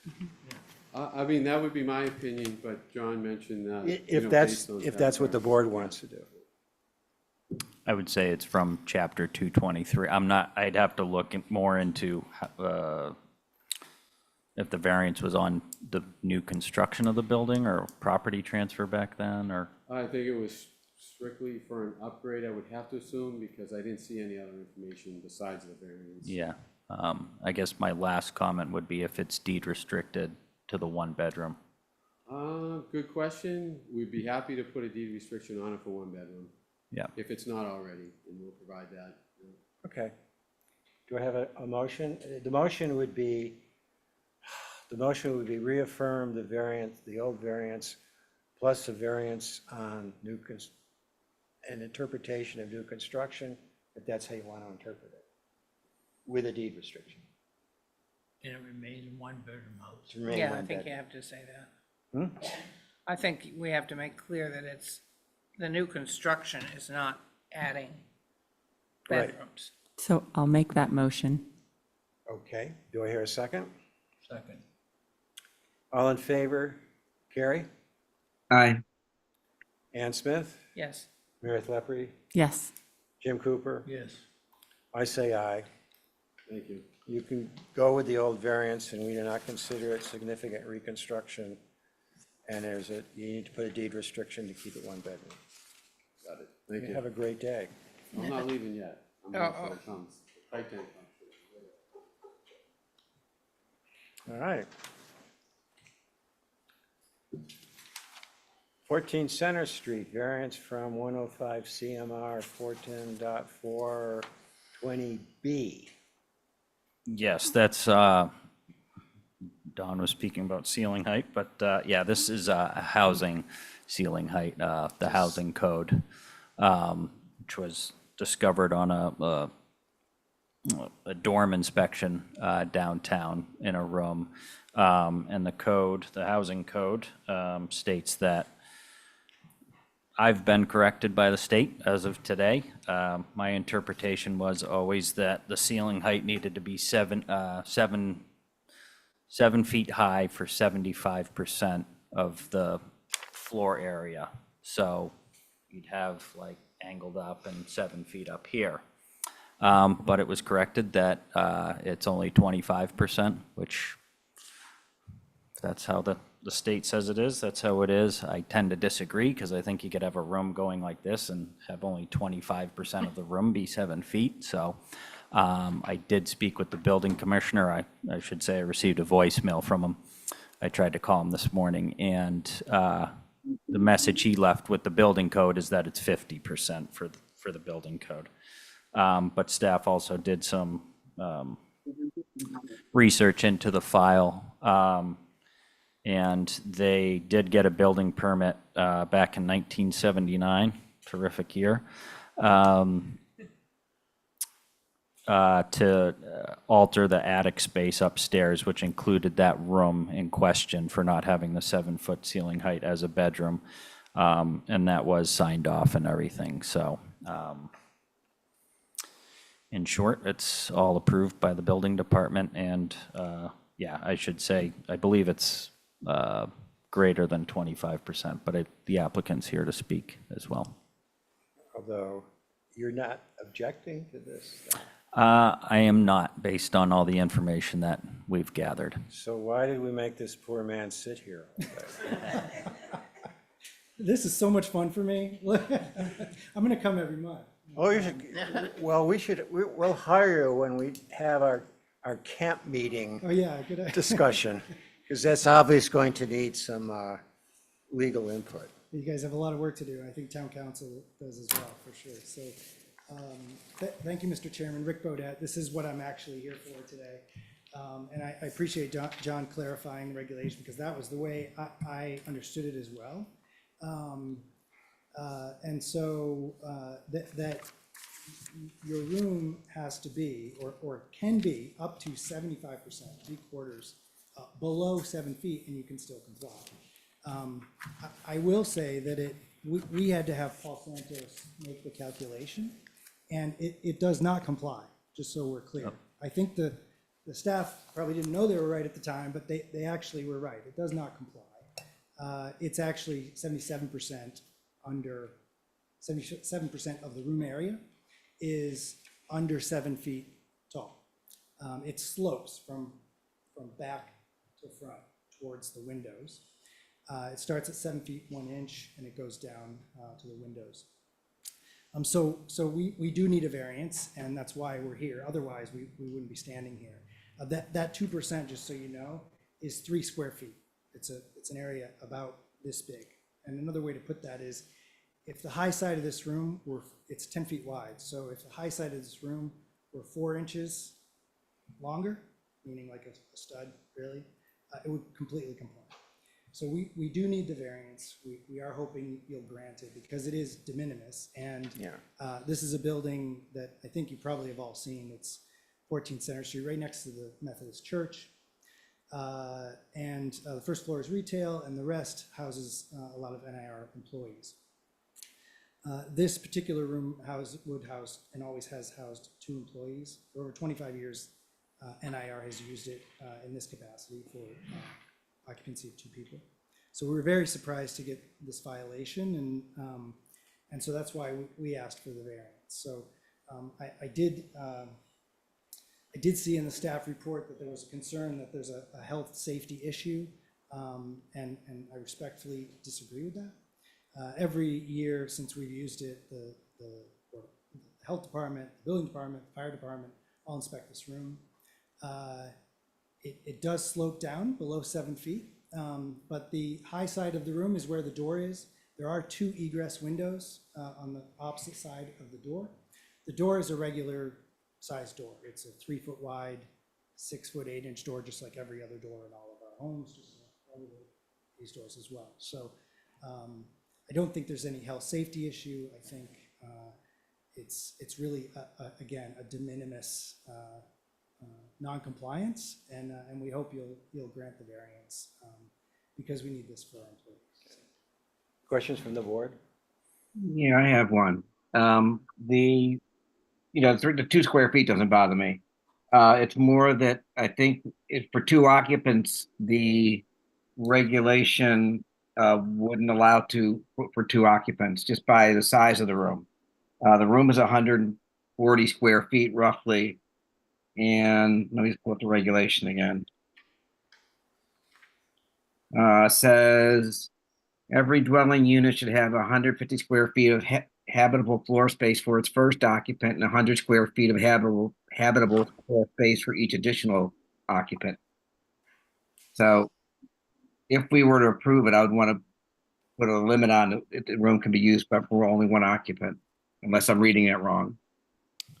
If I could comment, Mr. Go ahead, Chair. John. So for a bedroom, it is 50 square feet per occupant, and the minimum size room has to be 70. So actually 100 square feet is big enough for 2 occupants. And the ceiling slopes down to 5'11", I believe, and any space 5 foot and above actually does count as the floor area, so. Okay, so I was reading a different part of the regulation then, probably more of a general living space. Okay. That is correct. Yeah, that code it's the overall square footage of habitable space per occupant. So, but Okay. yeah, this is in relation to the bedroom. Okay, thank you for the clarification. Other questions? Do I hear any objections? Do I hear a motion for or against? Motion to grant the variance. Do I hear a second? Second. All in favor? Carrie McKenna, Yes. Ann Smith, Yes. Meredith Lepre, Yes. Jim Cooper, Yes. Malcolm McNabb, yes, variance is granted. Thanks so much, everyone. Thank you, Mr. Hedden, for clarifying. Yeah. Thank you. Okay, now, as you recall, we do have some issues with the present tight tank regulations. There's wording in there that can be interpreted in different ways, depending on your particular slant. So John has been working on revising those regulations. And to change the regulations, we have to have a public hearing. So to have a public hearing, we have to vote on having a public hearing. And then we have to advertise that for 4 weeks. So where are they in the process of legal review? It's still going on now. I think I sent it early this week, maybe Monday So or Tuesday, we so. could schedule it for next month? Possibly, I should probably check in Or tomorrow. we could schedule it, and then if we could open it and continue it. Yeah, if we have something to Unless you produce. want to just wait till July. That's probably going to have to be the case, I would think, at this point. 4 weeks, yeah, 4 weeks. Today's Thursday. Yeah, Yeah, because we have has to be in the paper for- Just to get the ads out, it's gonna take. right. So, we all know, the paper comes out on Thursdays, so I think we would have had to have posted it in this Thursday for 4 weeks. It's gotta be July. Yes? Okay? Okay. So I need a motion to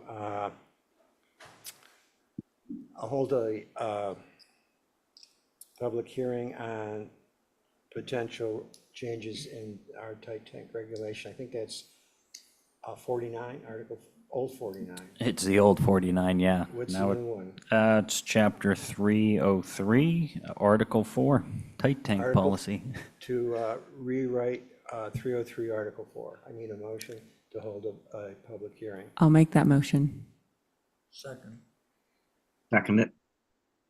Karen McKenna, Right. Ann Smith, Aye. Meredith Lepre, Aye. Jim Cooper. Aye. I vote aye. We'll hold a public hearing in July. Yeah, I just have one question, maybe for staff. So we submitted a tight tank application last week, or a couple weeks ago, a week and a half ago, for Smith's Point. And I don't know if this is one of the things that triggered it, but, so what is the process gonna be for something that's already submitted, like in our case? We had submitted, I mean, we won't change the rules. The rules are essentially going to be the same. It's going to be wording. I don't know, John? Well, I mean, you've submitted the application prior to, Yeah, you'd be on the current regulation right now. but, so I guess I didn't ask the question Oh, I'm sorry. the right way. That's okay. So do I have to, are we gonna come back in front of this board for that particular application, or is that something that's gonna be reviewed in-house? I'll have to do more review Okay. of seeing that, yeah. That was it, So- so I guess. But- Figure it out. Thank you. Yep.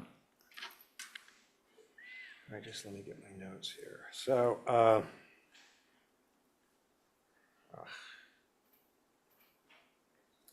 so as you know, just waiting for the last word here.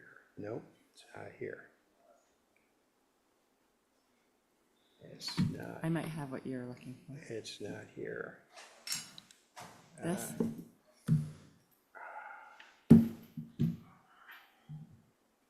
Thank you. No Can problem. you make it bigger? That might be.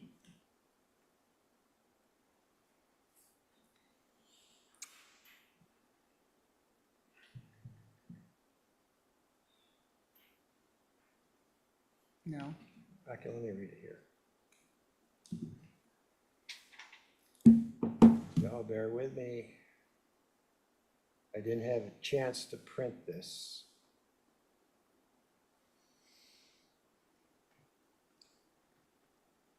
Okay, so, as you know, there's been quite a controversy about the expansion of the airport with significant public health issues. 3 of them in particularly PFAS, jet fuel,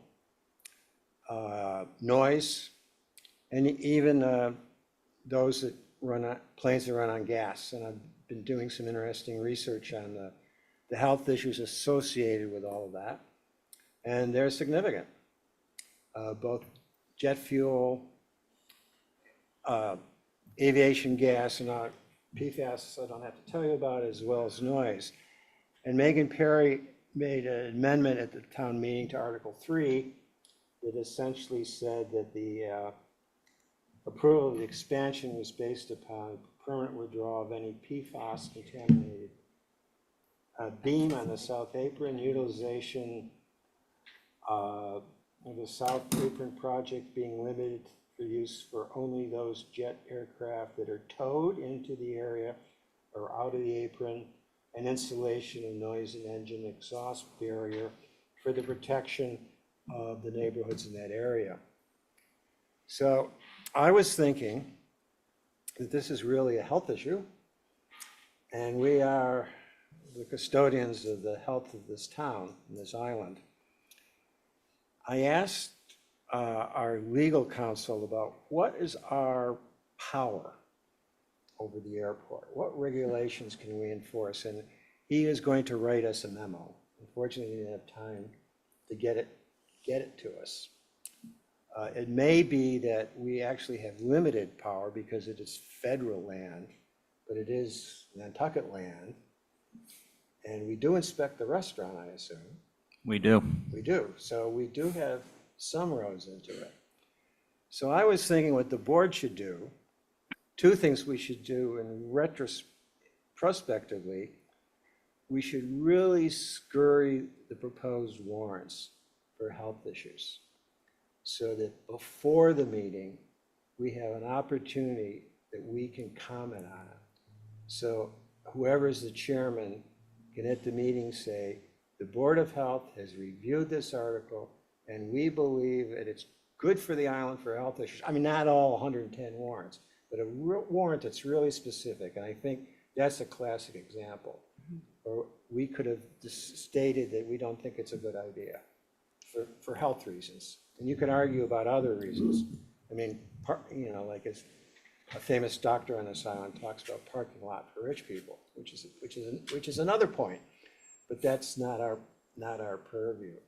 So I don't have the legal opinion, so we can do a couple of things. We can wait for the legal opinion and talk about this in June.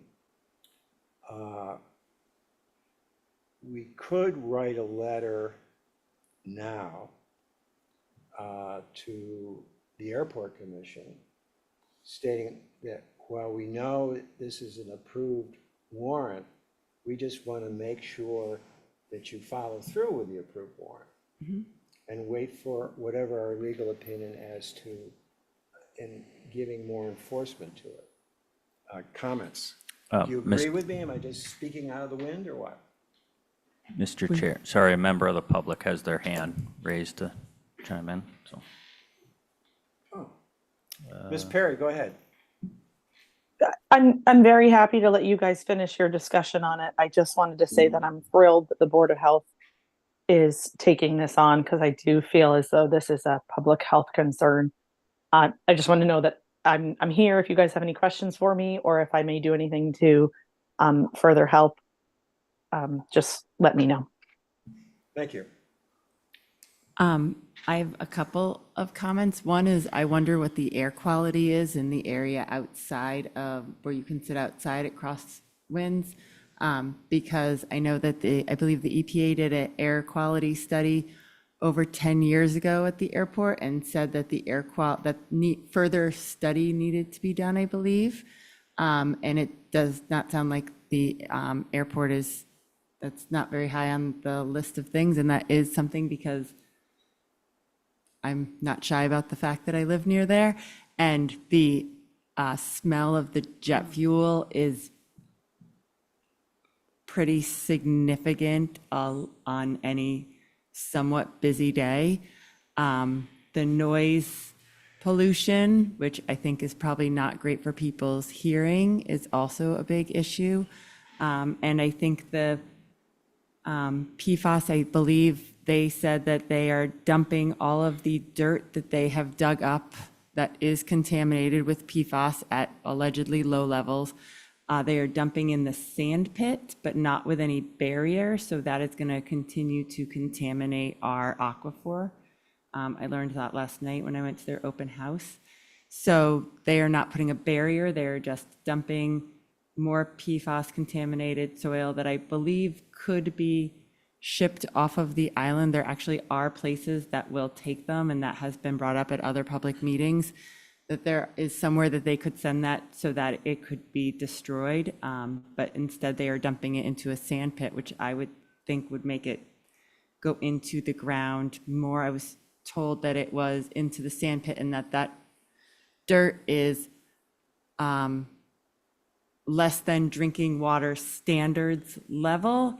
However, I'm not sure if that is accurate because drinking water levels for municipal water are 4 parts per trillion, and I recall that all of that dirt in that area is actually testing higher than 4 parts per trillion. It might be testing less than 20 parts per trillion.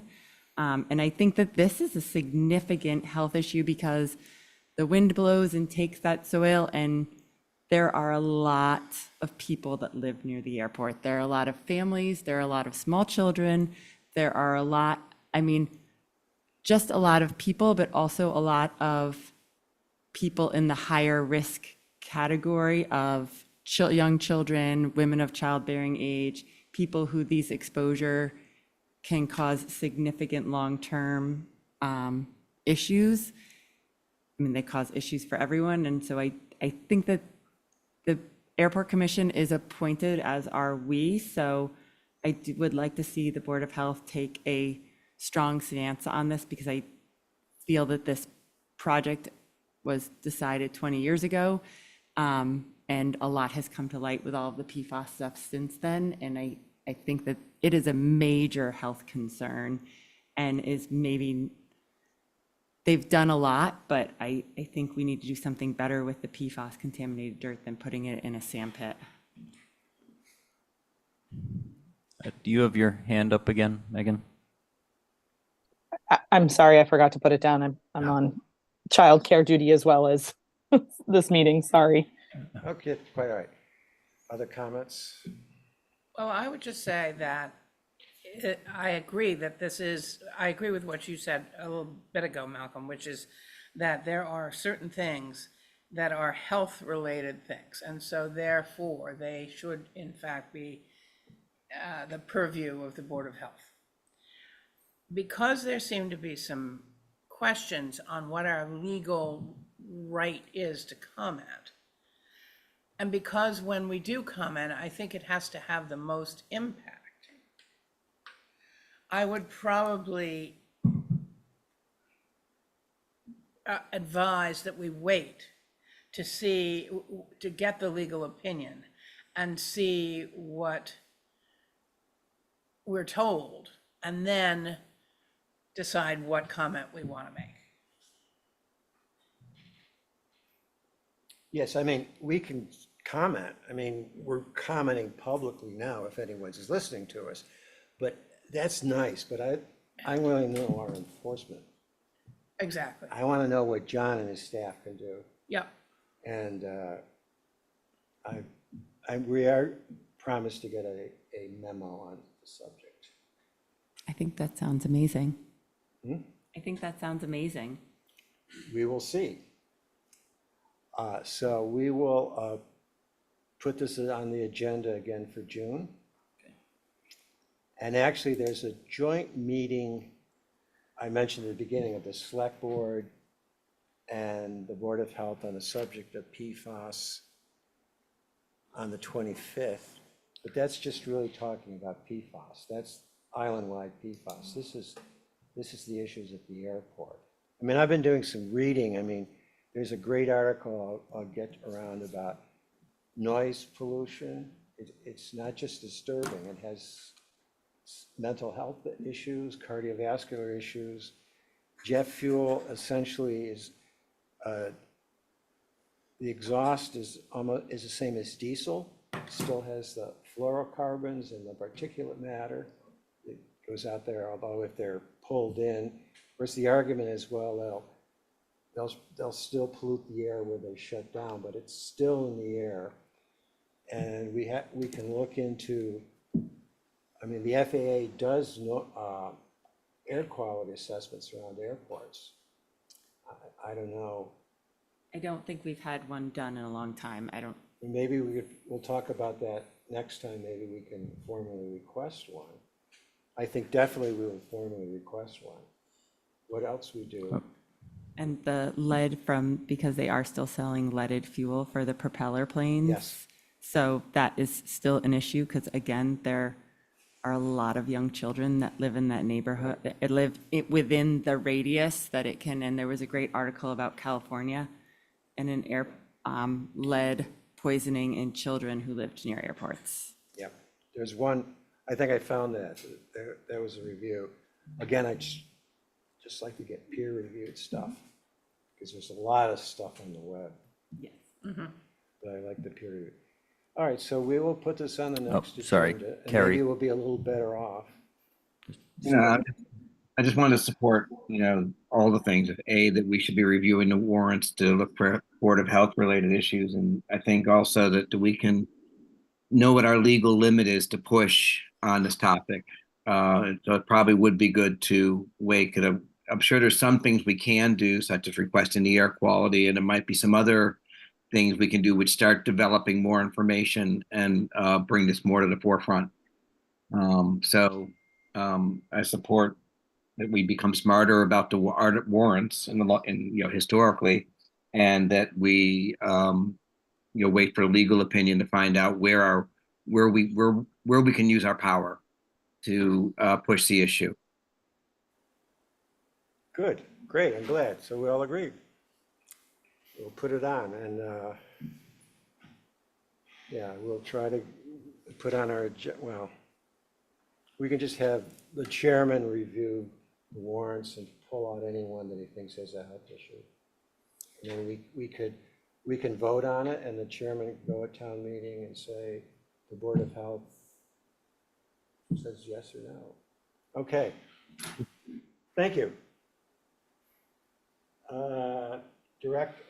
Where's Roberto? I don't know. I think he's, no, this would be his last meeting, I He think. said he was He's, gonna be here. Not with me. oh, wow. The ghost of Roberto. He's here somewhere. All right, director's report. Well, I mean, we'd certainly like to thank him. Staff would, I certainly would.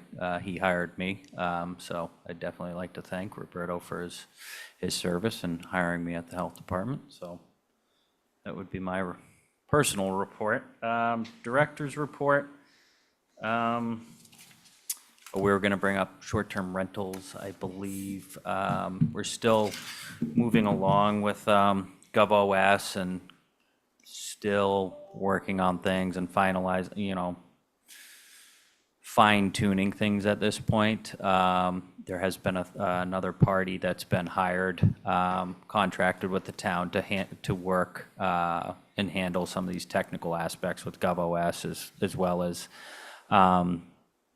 just some of the things that we've been encountering through the process so far. So, I mean, Tamika's been working away and had good input, and we've welcomed some input from the public as well. And I do think we are fine-tuning things, though, at this point.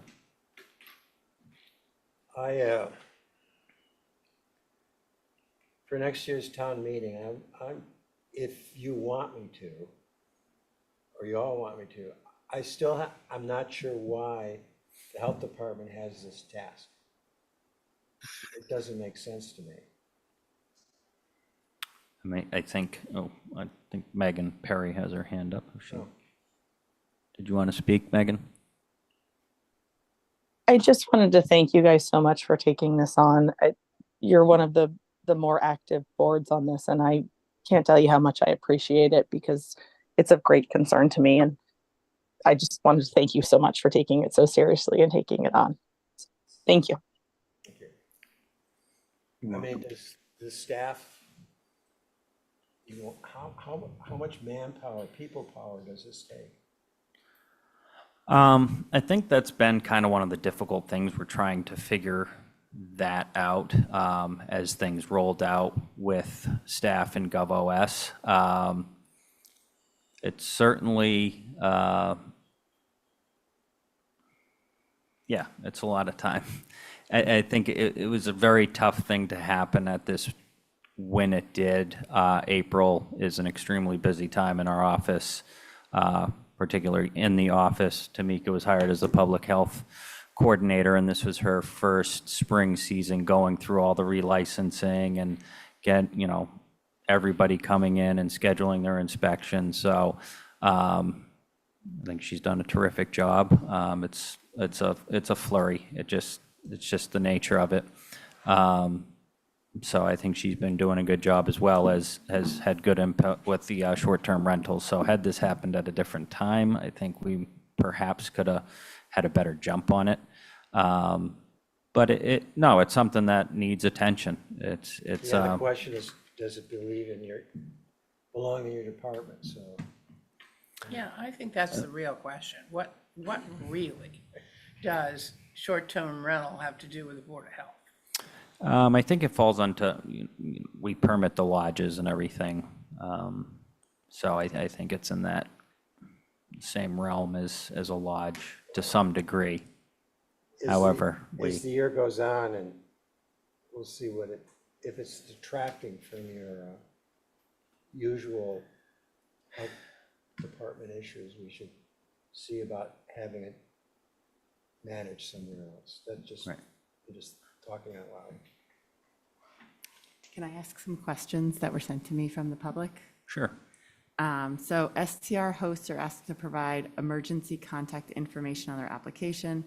The application indicated that the contact should be available within 2 hours for public safety and health concerns. It's indicated that other concerns would have different response times. I assume this would include the top 3 hosting headaches that were on the Rent Responsibly discussed in the video. What is the reasonable response for the hosting headaches? And I haven't seen the video. This was sent to me to ask. Yeah, so I think there's still a 9 to 5 organization. So my comment would be, if it's noise or parking, and it's an immediate concern, you're still going to reach out to which authority handles, that jurisdiction. You're not going to be able to contact GovOS hotline, I don't think, and, they're going to log it essentially. And so once you're kind of accumulating those violations, I think it's, we'd review more things and kind of see how many strikes they had in regard to renewing a certificate for them, so. My other question is about uploading contracts, because I guess they don't, since many caretakers on island don't provide contracts, they're not required anymore, but do STR hosts that have property managers or others who may have a more formal relationship still have to provide a copy of their contract? I mean, in this, personally, I feel like how hard is it to write up a Yeah. short or a sort of basic generic contract that you're the responsible? Are they supposed to just name who their caretaker is? Yeah, they listed on the application itself, or it's just the emergency contact information.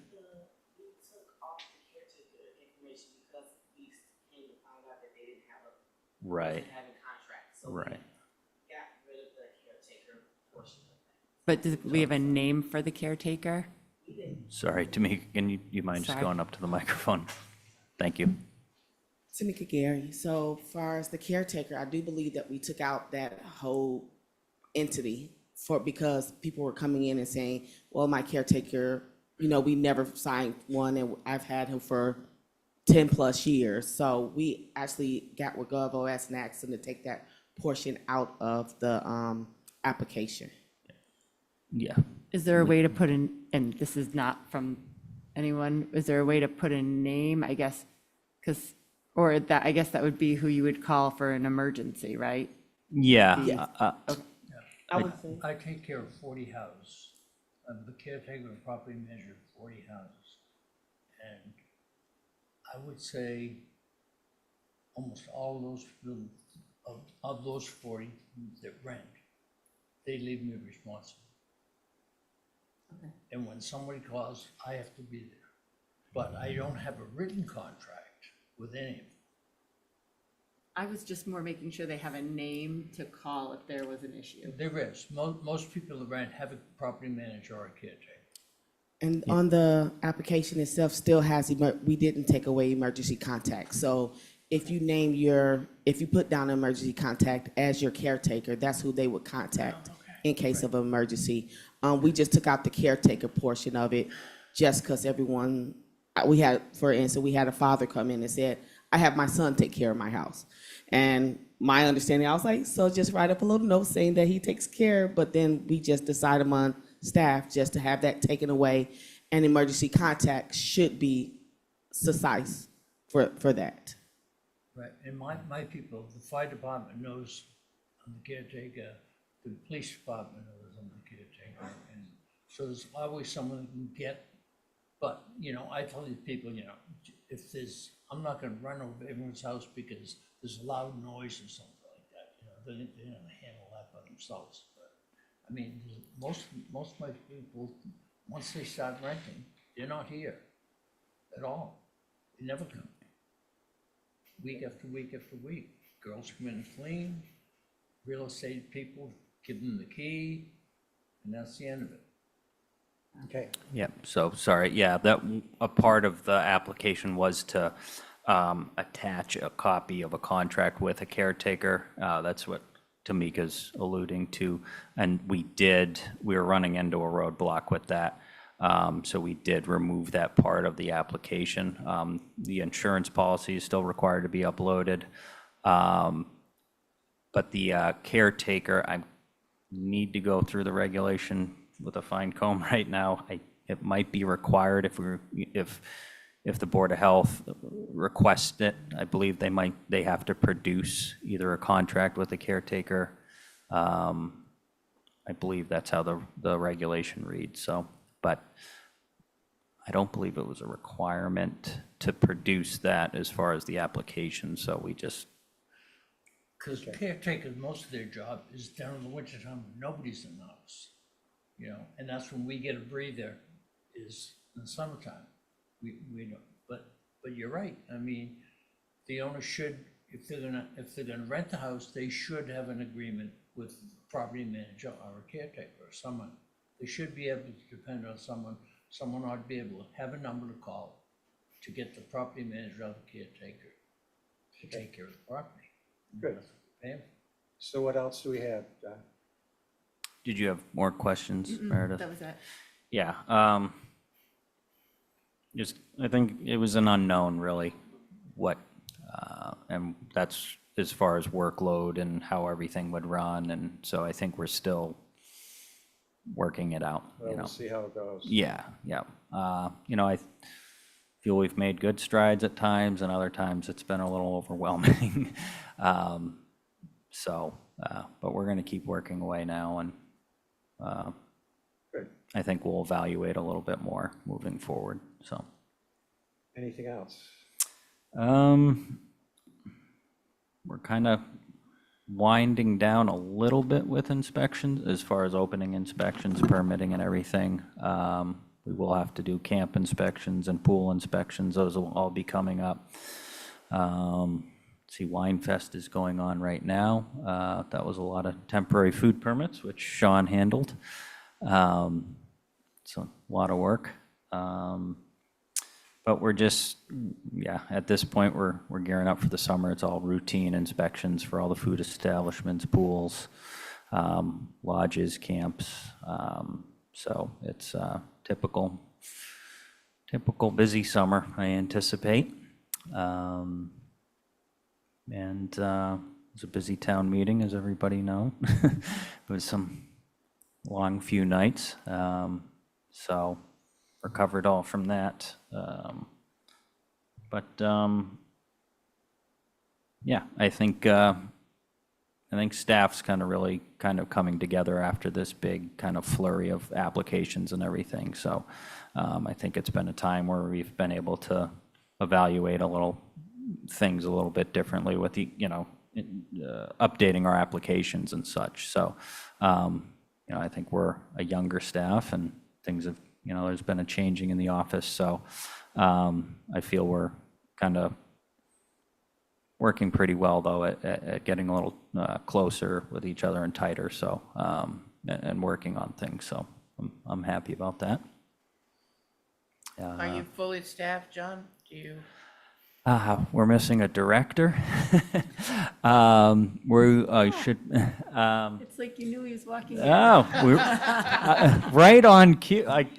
Did you hear that? He knows No, I said we're missing a director, and when all the work is well and behold, I'm going to turn the mic over. I'm acting director. I thought you No. were still director. I did want to thank you, though, Roberto, for everything that you've done as a health director, and as I just told the board, for hiring me almost 5 years ago. So, and you know, everything I've learned from you in the office, and so thank you very much. Yes, and Roberto, Yes, sir. we would like to thank you for your service. Oh. I came running when I was listening to the meeting. I was like, I was supposed to be there. Where is Roberto, he said. I was cooking dinner. And you've done a great job. Thank you so much. We've learned a lot from you. And I think particularly during the COVID time, we all learned about the importance of having a strong leadership and leadership that stayed the science and the facts, and you really got us through it. So we thought you deserve this. And we thank you and we wish you well in your new endeavors, because you're still going to be here, right? Thank you so much. You're still going to be here. I'm really looking forward to collaborating with the board again moving forward. I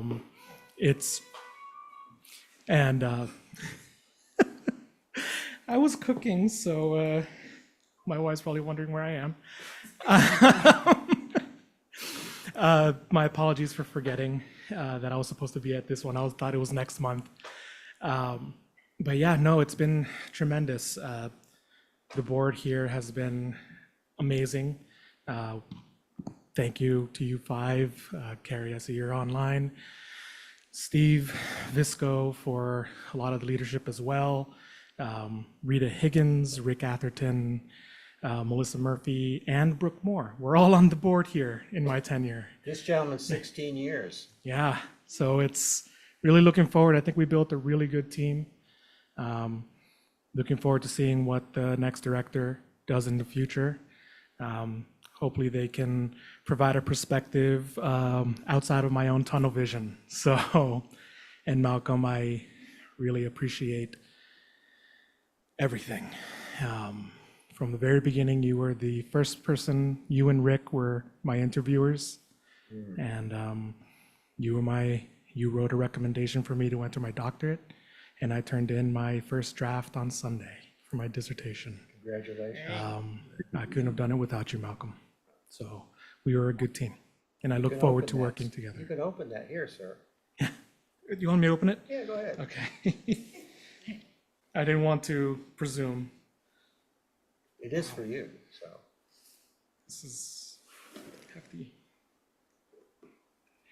Oh my God.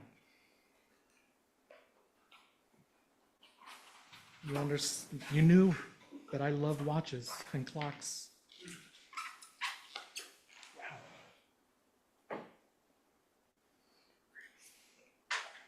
Thank you.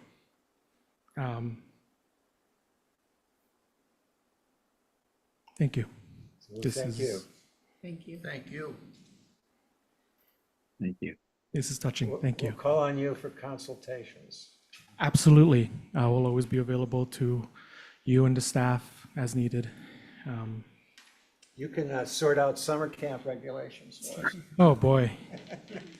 That is one thing that I'm glad to not have to deal with. That and short-term rentals that do not belong in the Board of You Health. I got to heard go that. on leave right at the right time. I don't know. I wonder if now as a private citizen, I should put in a regulation or an article about short-term rentals. We'll see. You have 2 weeks. I'm kidding. Not stirring up the pot that quickly. Okay. I still want the board at Fairwinds to enjoy my presence. Thank you, my friend. Thank you very much. Thank you. I really appreciate it, and this is fantastic. I really thank you for this. All right. You don't want the hot seat one more minute? So may I have a motion to adjourn? Motion to adjourn. Carrie McKenna? Second, and yes. Aye. Ann- I didn't, what'd you say, sir? He said yes. Oh, okay. Ann Smith? Yes. Meredith Lepre? Yes. Jim Cooper? Yes. I say yes, let's go home. Have a good evening, all. I do